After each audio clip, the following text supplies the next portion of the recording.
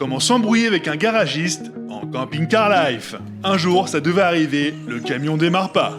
Tu demandes à un gars que tu croises de t'aider. Il a pas l'air très compétent, mais comme toi tu l'es pas non plus, t'arrives pas à savoir s'il fait n'importe quoi. En tout cas, ça fait 3 heures qu'il trifouille ton moteur en alternant gorgée de bière, gorgée de diesel, grosse garrot, et en disant « Il va péter ce camtar !» Mais le camtar, il pète toujours pas. Tu vas même pas voir un garagiste parce que tu sais qu'à peine la porte passée, ça te coûtera un bras.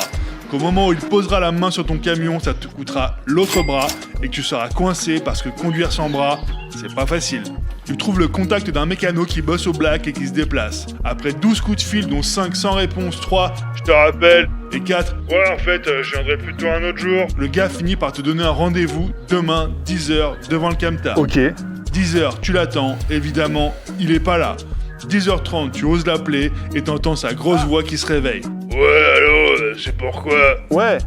Bah, on avait rendez-vous il y a une demi-heure en fait. Ah ouais? Bah, je vais aller au marché avec ma femme et peut-être que je passe après. Ah ouais. Ok. Au marché avec ta femme?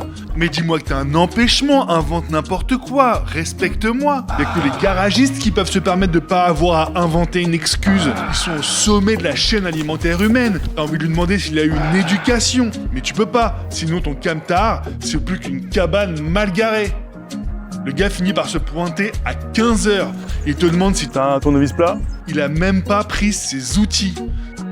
T'en as pas, tu lui passes un couteau à bourron, il s'allonge sous le camion, il bidouille un truc, 10 secondes, il se relève, il tourne la clé, ça démarre en quart de tour. Il fait le malin, il est tout fier, et quand tu lui passes un billet, il refuse.